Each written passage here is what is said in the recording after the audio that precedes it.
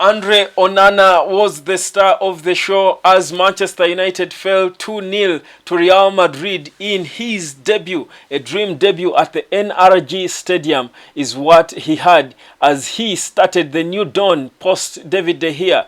Guys, it is an exciting morning. Well, it was an early one for me, but worth it because this is the kind of football that we're hoping for. Well, welcome to the hotspot. My name is Webb. Subscribe, guys. Just after that loss, forget about the loss. Of course, Jude Bellingham scored a beautiful goal, to be honest, to put Real Madrid in the lead. The second, in the dying minutes of the game, came through Joselu, a beautiful volley. You can never blame the goalkeeper. But for me, the focus will not be on Real Madrid because they were always expected to win this one. They were a more solid team. Carlo Ancelotti ringed his A team for this game. I thought they came to compete. The game was physical, a proper competition for me is what they put on. So they were always going to be ahead of United. But focusing on the positives in Manchester United, Andre Onana's debut, we've been waiting for this one because many people, those of little faith, have been under pressure thinking what is going to happen post David De Gea. I mean, this man has been in between the sticks for more than a decade. Now, how is a new dawn without him going to start? Of course, the worry will be there, the concern. So the world was waiting to watch this debut, and that's why we stayed up late. And Onana passed it in flying colors. Just look at how he was involving himself in play, having comfortable touches. Remember, he's one of the only two players for United who played the full 90 minutes, him and Bruno Fernandes, the captain. But he was involved in play, dictating play in terms of how he plays himself, but also communicating with his teammates and organizing them, telling them to play the ball quicker, to pass the ball quicker.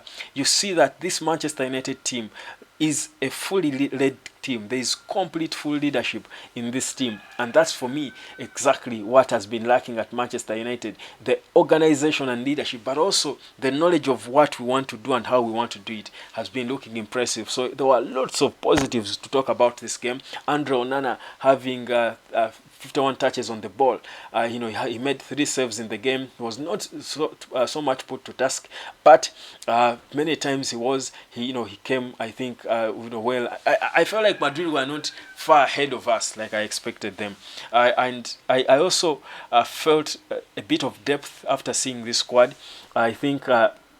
I'm beginning to see the depth in the squad that Erik ten Hag is trying to build, which is so important. It is something we've been lacking, and that's why we've been falling short with the likes of Manchester City. We don't have depth in our squad. But you look at this team that started this game, very different from the team that played the game or ended the game against Arsenal. And players like Anthony not starting.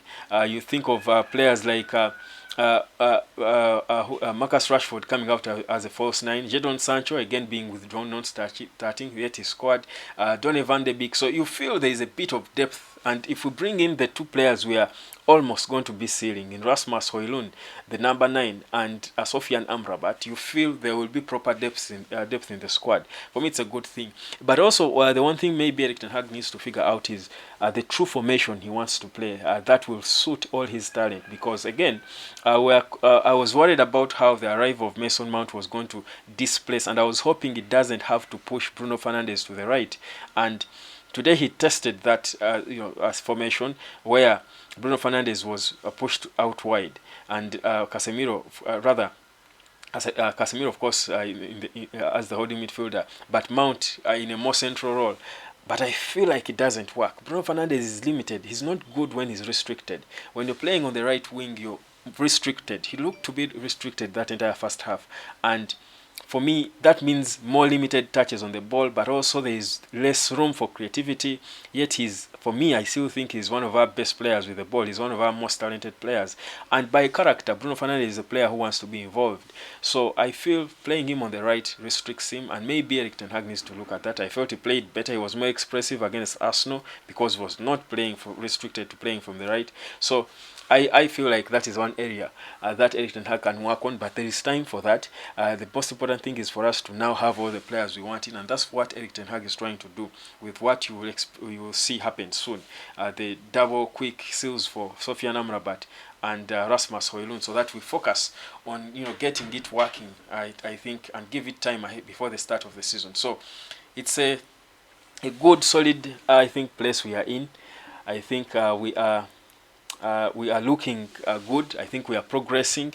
I think we look like we are headed somewhere. This is something that lacked in Manchester United for the longest time after Sir Alex Ferguson. Each manager who came in did not seem to have a proper direction. Well, you would say Louis van Gaal tried to bring a style, but perhaps it wasn't given time to sit in, or maybe it wasn't the right time for that kind of football.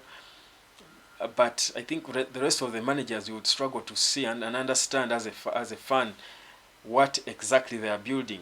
I can understand exactly what Erik ten Hag is trying to do, and I can buy into it because it's exciting.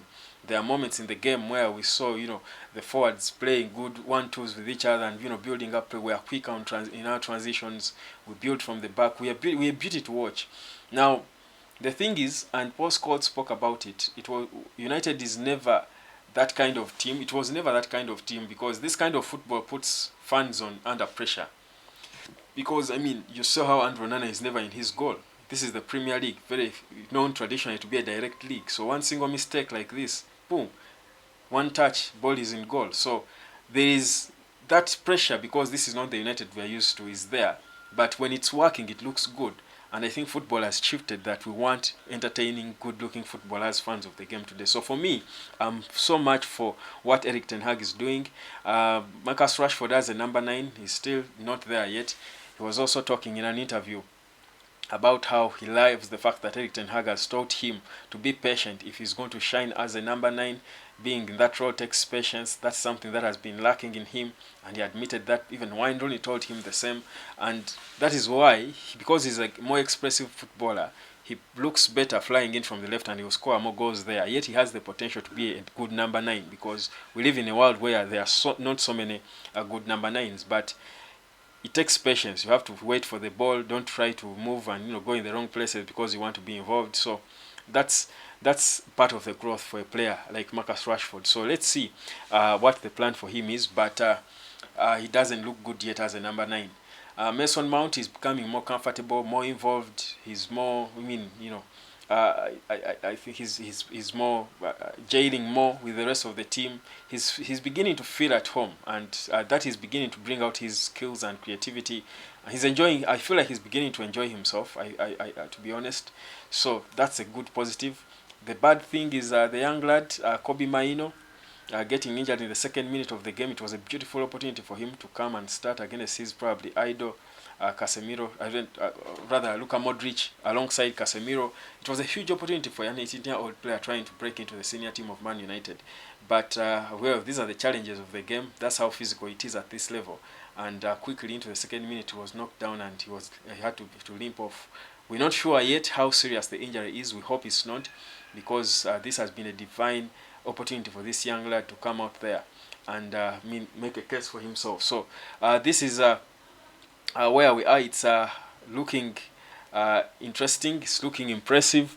It's looking, I think, good, positive, headed in the right direction. And you want to give a lot of credit to Erik ten Hag and what he's doing. So 2 more signings expected before the end of this week. Or before the end of next week, Rasmus Højlund and Sofian Amrabat. We are advanced. The valuation in terms of the 2 players between United and the 2 clubs, Atalanta and Fiorentina, is not much. It is something we can deal with, also knowing that we are selling players.